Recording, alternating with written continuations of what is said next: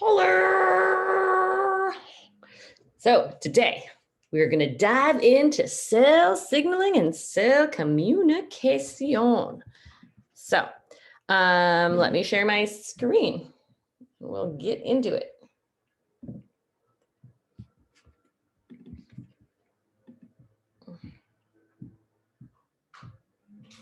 Come on, share. Okay, cool.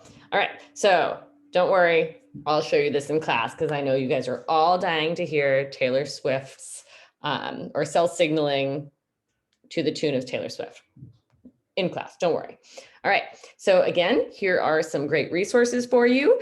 And I want you to think right now, at this very moment, your cells are sending and receiving literally millions of messages in the forms of chemical signaling molecules. All right, take a deep breath. Millions of signaling molecules. Okay, so for cell signaling, I always like to start off with molecular switches. These are things that can turn proteins, which we know all about now, on or off, very much like a light switch. All right, so the first kind of molecular switch is called phosphorylation, which we've already talked about a little bit. So phosphorylation is the addition of a phosphate group, right, by a protein called a kinase. So again, kinases add phosphates, right? So here we can see here protein kinase, what we see is the difference is that we have added this little phosphate group to it. Phosphatases are proteins or enzymes that remove a phosphate group from a protein, right? So molecular switch or phosphorylation as a molecular switch has the ability to kind of activate or turn on a protein. In this case, we see that here, these little red lines indicating activation or turning a protein on is caused by having a phosphate group. Sometimes, however, you can actually activate a protein by removing a phosphate. So the things you have to know, kinase adds phosphate group, phosphatase removes phosphate group. The phosphorylation in general can turn on or off a protein. And by that, I mean it can activate it. All right, the second kind of molecular switch are called GTPases. All right, remember this abbreviation ACE. What does that mean? It means we're talking about an enzyme. Kinase, phosphatase, GTPase. Those are all enzymes. Again, a kind of protein that can speed up a reaction. All right, so GTPase proteins can either bind, so they're proteins that bind either instead of phosphate groups, they're going to bind either a GDP group or a GTP group, right? And you don't have to know a lot about this, but what you have to know is that GTP bound is the activated form, right? So this means the light switch is turned on, we can get a signal out from that protein, right? In terms of phosphorylation, this diagram here shows that the signal is out when you have a phosphate group, but it's not always that way in phosphorylation. But GTPases, if you are GTP bound, you are on. If you are GDP bound, you are off. So this is a way of activating proteins. All right, so when we talk about cell signaling or cell communication, cells communicate using chemical signals, all right? Proteins or small molecules. They are often secreted from a cell and they can kind of float through the kind of interstitial space or the fluid to a target cell. The most important thing with a target cell is that it has a corresponding receptor. So here we have a signaling or a sending cell that is sending out a message. It has been secreted from the cell. Remember, if it was secreted from the cell, that protein was made on the ER. Remember, anything secreted is made from the ER, goes to the Golgi and vesicles and out. So that is the ligand, right? That ligand was secreted. It found its appropriate receptor. Only cells that have the receptor are going to be target cells and elicit some sort of cellular response. This cell here has no receptor, therefore you get no response from that signal, right? So we've talked a little bit about ligand and receptors before, but let's kind of dive into them a little bit more. So ligands are what is sent out by the so ligands, so target cells detect a signal in the form of a ligand. So the ligand comes from the sending cell, right? The receptor is on the target cell. So ligands always bind to their appropriate receptors, all right? What they do is the ligand, when it binds to the receptor, it causes the receptor to change shape. And that can relay a chain of chemical messengers inside the cell, which again leads to a cellular response. So most important things, ligands bind receptors. That induces receptors to change their shape. And that often leads to some sort of cellular signaling. All right, so there's 4 main types of cell signaling. And I'm going to talk about them from far distances going to closer and closer to closer. So the first is called endocrine signaling. And this is when cells send signals. That was like Sally on the seashore. When cells send signals from at a very, very far distance. This is through the bloodstream, and the kinds of signals are often hormones, right? And we're going to talk a lot more about endocrine signaling when we talk about the endocrine system very shortly, all right?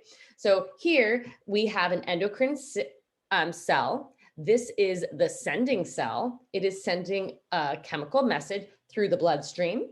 And notice we have 2 target cells here. Both have their appropriate little green receptors. And so those cells are going to elicit some cellular response. So those are really far distances. Imagine a cell in your brain signaling something down to your, I don't know, toes. It's pretty far, right? As we get closer, we have paracrine signaling, right? The paracrine signaling means local or nearby. So here we have a signaling or sending cell, and it is going to be able to send or secrete the signal out, and any cell with an appropriate receptor that's nearby is going to elicit a cellular response. As we get even closer, we have neuronal signaling. This is only in neurons. It's a very particular type of signaling, and this occurs through neurotransmitters. That is the ligand, is a neurotransmitter. And the target cell must have appropriate receptors. And this is very close. We're talking about nanometers, right? So a very, very small distance through this synapse, all right? And then sometimes you actually have what is called contact dependent signaling, where the sending cell and the target cell with its receptor actually have to be touching. So in this case, the ligand is not secreted from the cell. It's actually still attached to the cell, right? So this ligand is actually, ligand never leaves this, never leaves signaling cell or the sending cell, right? So the cells are physically touching. So just to let you know that we are going to be talking about these 2 a little bit more. So when we talk about both the endocrine system and the nervous system, which are going to be in this section as well. All right, so in 1971, Earl W. Sutherland Jr. won the Nobel Prize for basically delving in and figuring out one of the very first cell communication pathways. All right, so he was working on epinephrine, right? You guys have probably heard of this as adrenaline, right? That hormone that it's released when you're doing something super crazy exciting, or more likely for me, when you trip and you almost fall and you get that burst of adrenaline, you're like, oh my gosh. All right. So what epinephrine does is it's a hormone. So what kind of signaling would that be? It goes through the bloodstream. So that is going to be endocrine signaling. So epinephrine is a hormone secreted by an adrenal gland into the bloodstream.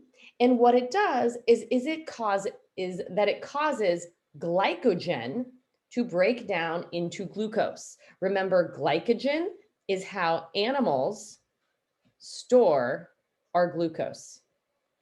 All right.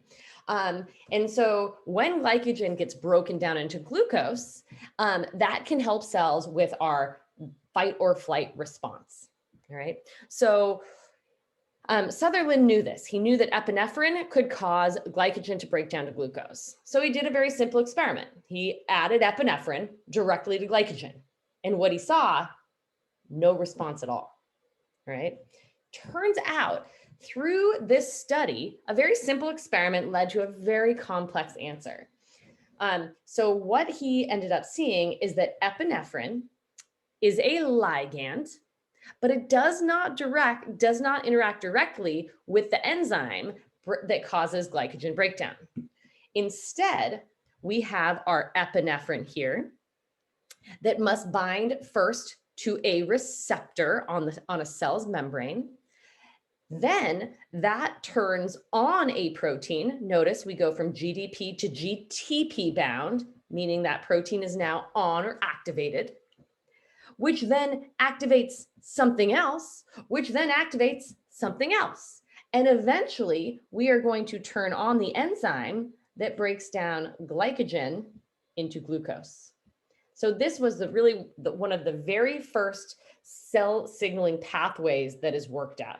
And when we're talking about cell pathways, I just want to mention this is upstream. And as the signal goes down to our cellular response down here, this is downstream. So just think of the signal flowing downstream. So his big result, you need intact cells with a plasma membrane in order to get that proper signaling, because epinephrine is a ligand that must first bind to its receptor in order to start the signaling kind of cascade.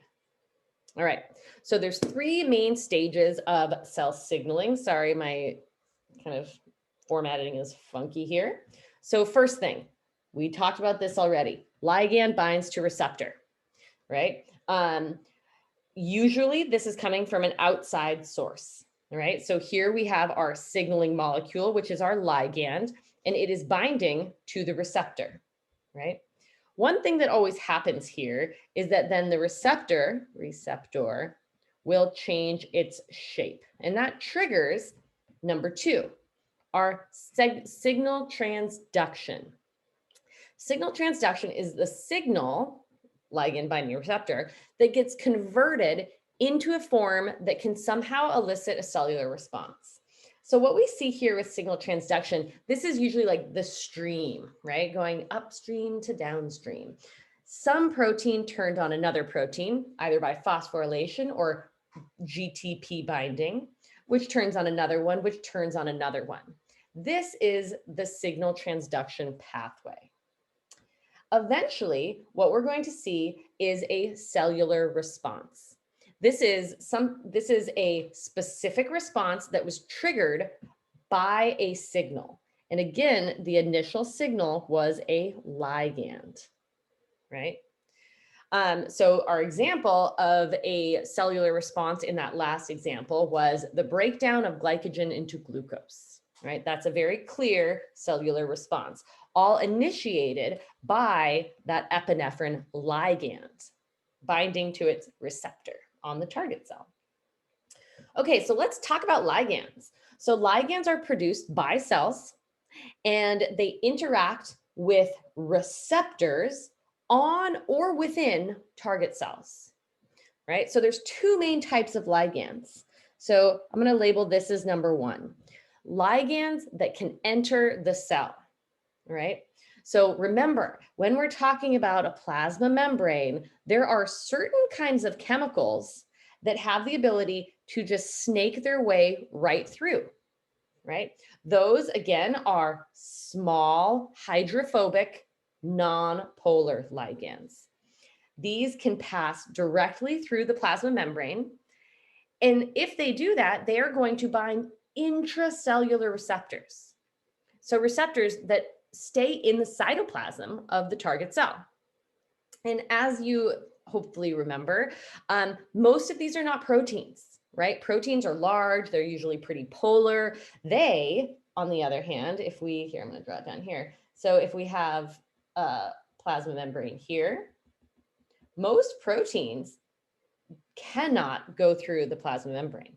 They're stopped by those hydrophobic tails. So examples are gases, right? So we have nitric oxide as an example. Other ones are steroid hormones. Remember, steroids, which have this kind of 4-ring structure, they're small, they're hydrophobic primarily. They can snake in and diffuse right through the plasma membrane. So steroid hormones and nitric oxide are both examples of ligands that can go straight through the cell membrane, all right?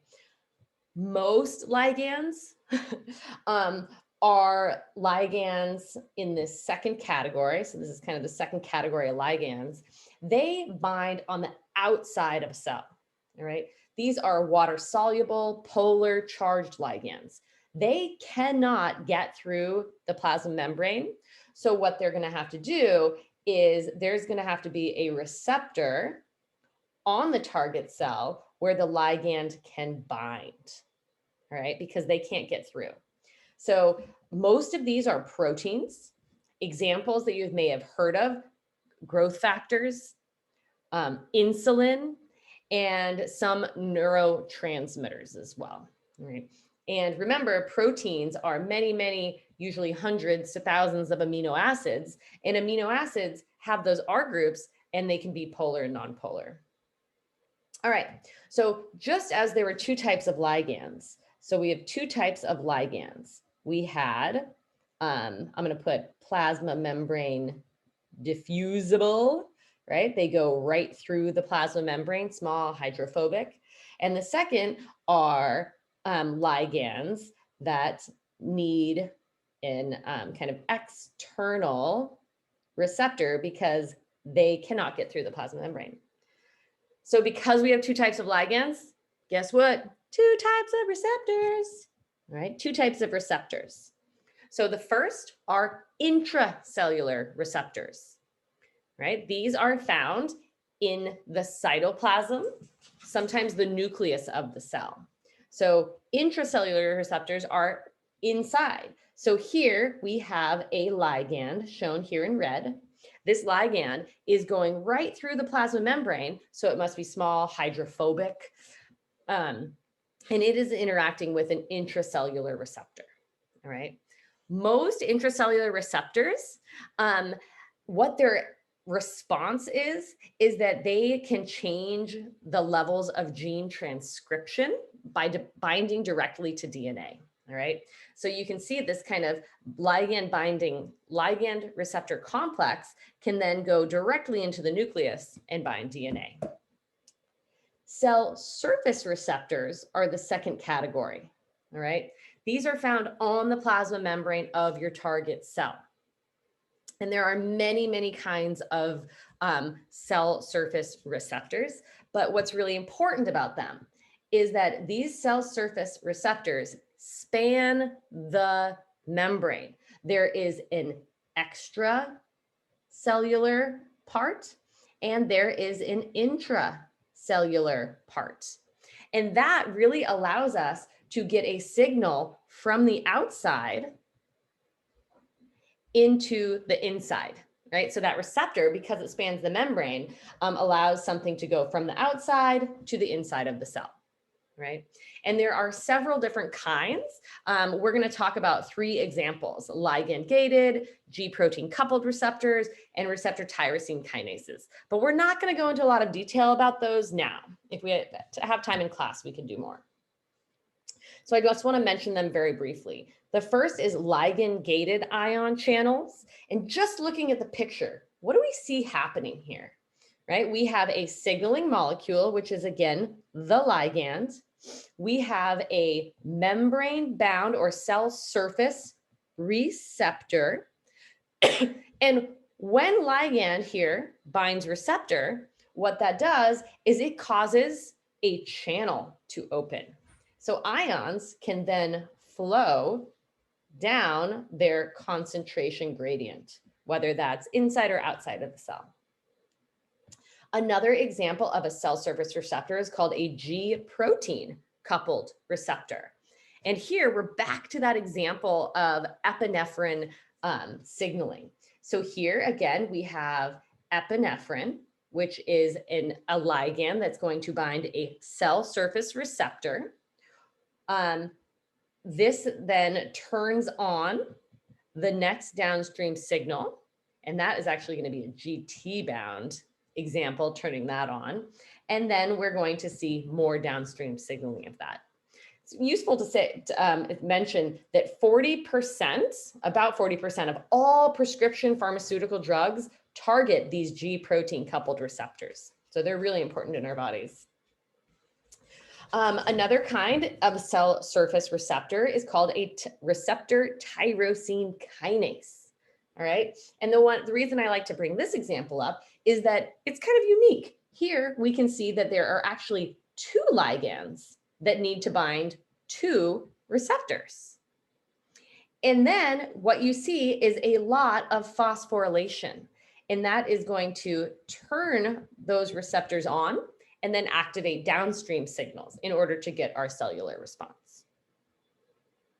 So one of the things that you're going to get really good at, hopefully, is looking at an image that you've never seen before and kind of try to dissect what's happening. So here, what kind of receptor is this? All right, we are dealing with a cell surface receptor, right? What kind of ligand are we dealing with? We're dealing with kind of that extracellular ligand. Sorry, bad handwriting there. What is happening in this receptor? We are turning it on through phosphorylation. Then it looks like following these arrows downstream, we're then turning this protein on by phosphorylation. Oh my gosh, keep going. And then this protein gets turned on by phosphorylation. And then it looks like that goes into the nucleus, and we're turning on another protein through phosphorylation. And what is our cellular response? The transcription of genes to promote growth and division, right? So we're promoting mitosis in this example. All right, so all signal transduction pathways, these are just chains of molecules, right? And what I mean by that is usually proteins that are relaying a signal through a cell, right? And ligand binding is always initiating that signaling pathway, right? So 1, ligand binds receptor. Receptor changes shape. 2, signal transduction.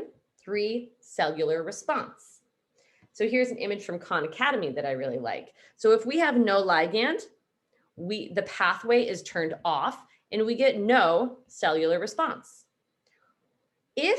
Once we have ligand binding to receptor, we have our initial protein kind of being activated. That initial protein can then activate the next downstream pathway. How does it do that? By phosphorylation or the binding of GTP, right? Then that can activate the next protein. Then that can activate the next protein downstream, and eventually we get our cellular response, right? Our final target protein having this response. So when we're dealing with these responses, we've already talked a lot about that first kind of message. We need ligand binds receptor, sorry, right? However, something happens second, right? Often they are called second messengers. All right. And you don't have to memorize all of these, but you should be able to kind of recognize what's happening if you look at a pathway you've never seen before. So these are small, non-protein molecules that pass along a signal initiated by the ligand binding to the receptor. That's why it's the second messenger, right? There's three main examples that I just want you to be aware of. The first is calcium ions. So calcium ions are stored within the endoplasmic reticulum. And notice what we have here. We have an intracellular signal. We have some sort of ligand that is bound to a receptor that is allowing calcium to be released from the endoplasmic reticulum. And that calcium then can cause a cellular response. Another example that you're going to see a lot is called cyclic AMP, all right, or CAMP. I hear, it's funny, last year I heard a lot of students call it camp, which I had never heard before, kind of like it, right? So just looking at this, we have an extracellular ligand binding a cell surface receptor. It is then somehow activating this enzyme called adenylyl cyclase, terrible name, which converts ATP, which we know is plentiful in the cell, required for energy, into a second messenger called CAMP. This CAMP has the ability to activate a lot of proteins, and that can cause cellular responses. Lastly, we have this weird one called, another bad name, inositol phosphate. So again, extracellular signal, cell surface receptor. And what we see here is that we have a membrane-bound enzyme that is going to act like little molecular scissors to cut this one molecule into two. So it has one intracellular and one membrane-bound. All right. So again, you don't have to know these, but I think it's just useful to start looking at a lot of these pathways. So let's look at these cellular responses to signal transduction. So again, we always have ligand binding to receptor. This here is an extracellular ligand. Don't forget that there's some ligands that can go directly through. Those would be internal. Here we have a cell surface receptor. Remember, there's also intracellular receptors that can be bound. Then we have activation or signal transduction. And then third, we get a cellular response. So now we're going to look in at these cellular responses.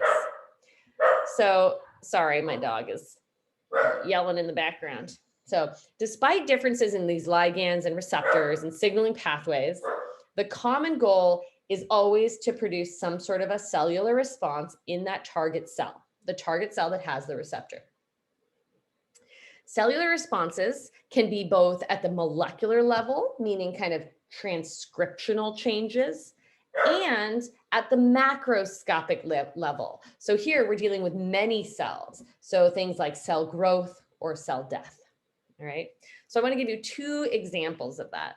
The first is gene expression. So here we have some sort of target. So for gene expression, what we're going to be dealing with, again, is if you have a gene being expressed, that means that gene is transcribed. What I mean by transcribed, I mean the DNA is made into RNA for that gene. Once the RNA is made, then we can make protein through translation. So if we look at this, we have a growth factor here. That is the ligand interacting with a cell surface receptor. We have signal transduction, phosphorylation, which will activate, Eventually, this goes into the nucleus, phosphorylation to activate. And what that's activating here is we get transcription of genes that promote cell growth and cell division. Those genes, once they're transcribed, can make proteins. These proteins then cause the cell growth and division that you see. All right. Another example of a cellular response is cellular metabolism. Here, we are making some sort of enzyme more or less active in a cell. So here we go to our good old example of epinephrine again. Here's our extracellular receptor. We have a extracellular ligand. We have our cell surface receptor. Look, it's activating here adenylyl cyclase, which is turning on CAMP. That is a second messenger. That second messenger is then activating a protein here. Phosphorylation is activating an enzyme that is going to break down glycogen. Notice CAMP is also inactivating something. So this is inactivating a protein that's going to make glycogen. So it stops making glycogen and starts breaking it down to make glucose. So some things to think about. So why are there so many darn steps in a single signaling event, right, at the cell surface? And one of those reasons is that you can have lots of regulation, right? So imagine that every step can be regulated so that you can get really precise timing and regulation of these signaling events. Another reason that there's many steps is that it allows for amplification of a signal. So notice, this is one of my favorite signaling pathways. It has to do with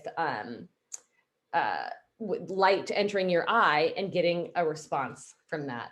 Oh, actually, nope, here we're looking at epinephrine again, sorry. So here we have a single molecule of epinephrine. So let's think of that as one ligand, right?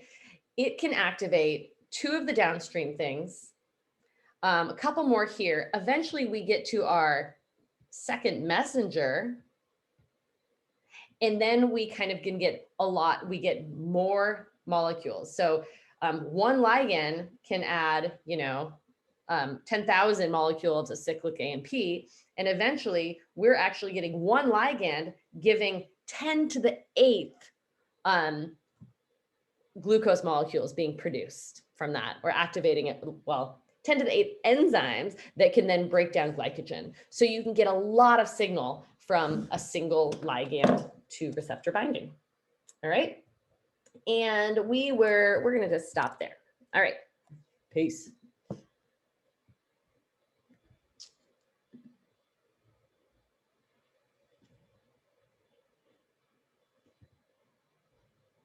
And